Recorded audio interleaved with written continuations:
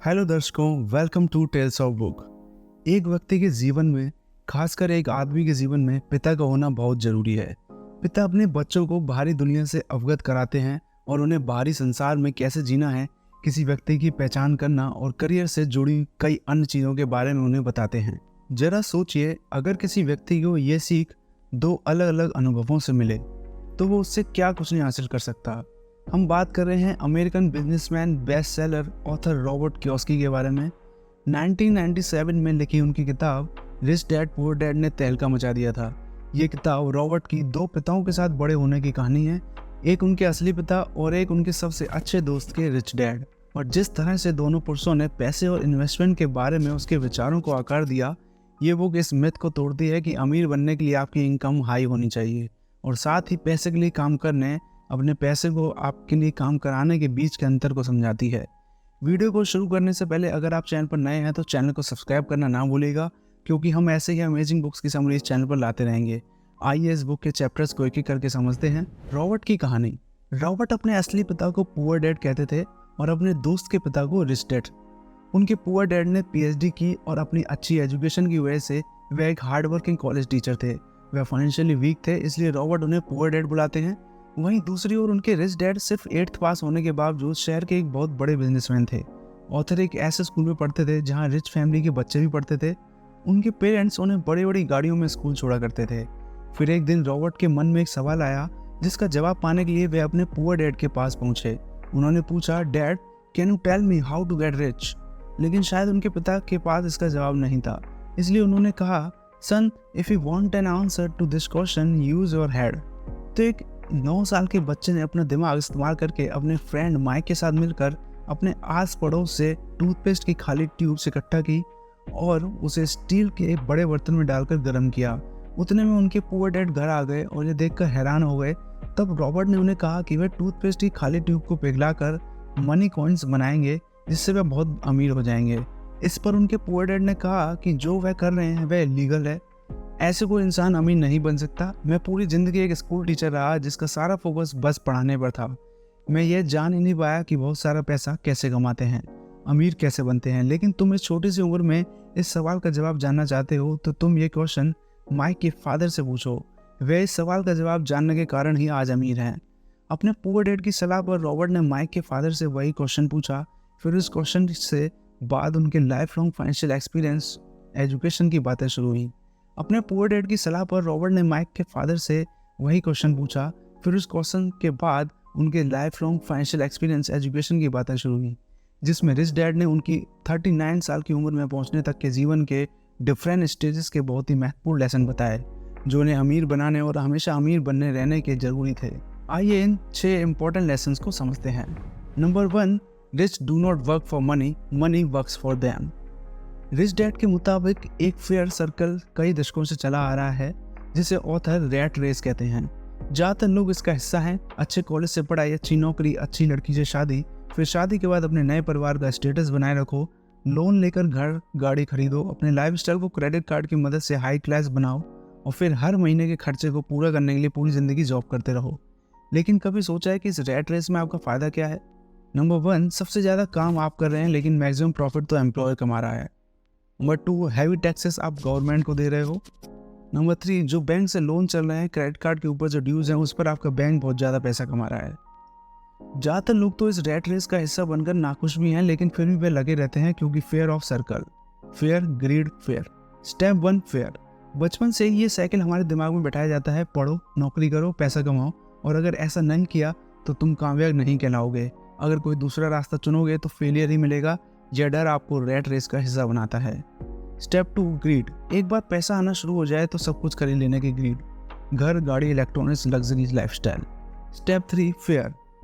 अब जब इतनी चीज़ें खरीदने की आदत हो जाए तब इस सर्कल से निकलना मुश्किल हो जाता है, क्योंकि आपको डर लगता है कि अगर पैसे नहीं होंगे तो बिल कैसे पे करेंगे, कोई चीज़ खरीदनी है तो कैसे खरीदेंगे। इस सब के चलते आप रैट रेस से बाहर नहीं निकल पाते। इस रैट रेस में रहकर आप कभी गरीब नहीं होंगे, लेकिन आप बहुत ज़्यादा अमीर भी नहीं बन पाओगे। वेल्दी क्वालिटी ऑफ लाइफ नहीं होगी। रिटायरमेंट तक सुबह से शाम यही घिसा पिटा रूटीन चलाओगे। एक बार इस डर को ख़त्म करके इस सर्कल से बाहर निकलने की कोशिश कीजिए। ऐसा कुछ करिए जहाँ पैसे के लिए नहीं, पैसा आपके लिए काम करे। एक ऐसा सिस्टम, ऑटोमेटेड बिजनेस जहां आपकी बिजनेस में ज़्यादा ज़रूरत ना हो। एक बार पैसा लगा दिया, सिस्टम बना दिए, वर्कर्स को ट्रेन कर दिया, तब आपका लगाया पैसा आपको पैसा कमा कर देगा। पैसा आपके लिए काम करेगा, आप पैसे के लिए नहीं। आप अपने बचे हुए टाइम को फर्दर ऐसे बिजनेस को क्रिएट करने में लगा सकते हैं जिसमें आपका पैसा बिना आपकी एक्टिविटी इन्वॉल्व हुए आपके लिए और पैसा बनाए। Chapter number 2, why teach financial literacy. तो दोस्तों, आप में से कितने लोगों को केबीसी 2011 में जीते सुशील कुमार याद हैं? कहाँ हैं वो? जब उनके बारे में 2015 में पता किया गया तो पता चला कि 3.6 करोड़ की प्राइज मनी खत्म हो चुकी है और वे आज जॉबलेस हैं। तो ऐसा क्यों हुआ? क्योंकि वो अपने पैसों को अच्छे से मेंटेन नहीं कर सके। इसे कहते हैं फाइनेंशियल इलिटरेसी। फाइनेंशियल लिटरेसी मतलब है पैसों को काम कराने का तरीका, उसकी समझ। कई टैलेंटेड लोग इस नॉलेज की कमी की वजह से अब भी रेट रेस में फंसे हुए हैं। उन्हें ये भी नहीं पता वो कितने पैसे टैक्स में खो रहे हैं। सरल भाषा में कहें तो उन्हें तो एसेट और लायबिलिटी के बीच का फर्क नहीं पता। एसेट वो चीज़ें जो आपको जेब में पैसे डाले और लायबिलिटी वो चीज़ें जो आपके जेब से पैसे निकाले। लोग लायबिलिटी को एसेट समझने की गलती कर लेते हैं, जैसा कि गाड़ी, घर, लग्जरी चीज़ें। पर असल में ये लायबिलिटी है। घर तब तक आपकी एसेट नहीं है जब तक कि यह आपको कमा के ना दे। अगर आपने घर को रेंट पे दिया है और उससे आपको इनकम मिल रही है तभी वो आपकी एसेट कहलाएगी। इसलिए रिच डैड कहते हैं कि एसेट को बढ़ाओ और लायबिलिटी कम रखो, तभी आप अमीर बन पाओगे। एसेट जैसे कि बॉन्ड्स, स्टॉक्स में इन्वेस्ट करना, रियल एस्टेट आदि जो आपको पैसे कमा के दे। ऐसी बिजनेस बनाए जिसमें आपके प्रेजेंस के बिना भी काम हो रहा हो। आपने एक बार पैसा लगा दिया, लोगों को ट्रेन कर दिया, फिर वो बिजनेस अपने आप ग्रो करती जाएगी। Number 3, mind your own business. अगर आप नौकरी करते हैं तो वहाँ से कुछ जरूरी चीज़ें सीखकर अपने खुद के काम को शुरू और ग्रो करें।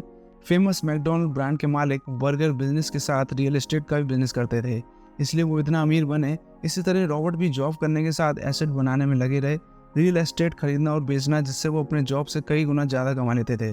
ऑथर कहते हैं अपनी जॉब के साथ वो स्किल्स भी सीखो जिससे आप अपना बिजनेस खड़ा कर सकें। फाइनेंशियल नॉलेज लेकर एसेट बनाने में लग जाइए। जॉब से उतना ही इनकम होता है जिसमें हम सिर्फ अपना बिल्स पे कर सकें, पर एसेट्स बनाना, उसे ग्रो करने से ही अमीर बना जा सकता है। Number 4, the history of taxes and the power of corporations. क्या आप जानते हैं कि टैक्स की शुरुआत अमीर और गरीब के बीच के गैप को खत्म करने के लिए हुई थी। अमीरों पर टैक्स लगाया जाए और उन पैसों को गरीबों की सुविधा के लिए खर्च किया जाए।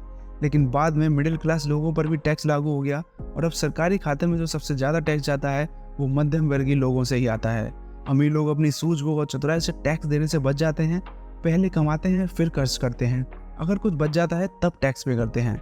लेकिन मिडिल क्लास और अपर मिडिल क्लास लोग पहले कमाते हैं फिर टैक्स भरते हैं और आखिर में जो बचता है उसे खर्च करते हैं। Number 5, the rich invent money. Bill Gates, Steve job, mark Zuckerberg. और इंडिया की बात करें तो धीरूभाई अंबानी, फ्यूचर ग्रुप के फाउंडर किशोर बियानी, वो सब अपॉर्चुनिटी को पहले देखते हैं और उसी को इस्तेमाल करके आगे बढ़े हैं। मार्केट में क्या डिमांड है, लोगों को क्या चाहिए, ये सब देखकर और अपना आइडिया लगाकर उस ज़रूरत को पूरा करके ही वो इतने कामयाब और अमीर बने। इसलिए ऐसे साहसी लोग ही अपनी रेवोल्यूशनरी आइडिया को लगाकर एक्चुअल मनी को इन्वेंट करते हैं। Number 6, work to learn, don't work for money. कोई भी आइडिया तभी काम करती है जब उस पर एक्शन लिया जाए, उस पर अच्छी नॉलेज हासिल की जाए। रॉबर्ट अपने जीवन में कई तरह के काम करते रहे जिससे उन्हें हर फील्ड से नॉलेज मिलती रही और यही उन्हें एक सफल व्यवसाय बनाने में मदद करती थी। इसलिए सिर्फ महीने के आखिर में मिलने वाली सैलरी के लिए काम ना करें, बल्कि कुछ सीखने के लिए काम करें। अलग अलग फील्ड की नॉलेज लें और उन फील्ड के एक्सपर्ट्स के साथ जुड़ें, उनसे अपने काम के लिए सजेशन लें और ये सब आपके काम को ग्रो करने में मदद करेंगे। तो ओवरऑल इन सारे पॉइंट्स को समराइज किया जाए तो नंबर 1, फाइनेंशियल नॉलेज बहुत ज़रूरी है। नंबर 2, अमीर लोग लग्जरी बाद में खरीदते हैं और पहले वो एसेट्स बनाने में जुट जाते हैं, उससे मिले पैसों से फिर लायबिलिटी खरीदते हैं, इसलिए अपने एसेट्स बनाने पर फोकस करें। नंबर 3, पैसों से जुड़े डर को हैंडल करना सीखें। पैसों के मामले में सक्सेस इस बात पर निर्भर करती है कि हम अपने डर को कितने अच्छे से संभाल सकते हैं। बहुत सारे लोग कई अच्छे अपॉर्चुनिटी को गवा देते हैं क्योंकि उन्हें रिस्क लेने से डर लगता है। नंबर 4, सेलिंग स्किल सीखें। कई टैलेंटेड लोग पीछे रह जाते हैं क्योंकि उन्हें अपनी स्किल्स बेचनी नहीं आती, जबकि कई लोग अपनी मार्केटिंग टेक्निक से साधारण चीज़ को असाधारण बनाकर मशहूर कर देते हैं। नंबर 5, आपका सबसे बड़ा एसेट आपका दिमाग है। अच्छी स्किल्स और नॉलेज से उसकी एबिलिटी को बढ़ाएं। ये कभी ना कहें कि मैं ये खरीद नहीं सकता। जब हम कहते हैं मैं ये नहीं कर सकता तो दिमाग उसके बारे में सोचना बंद कर देता है।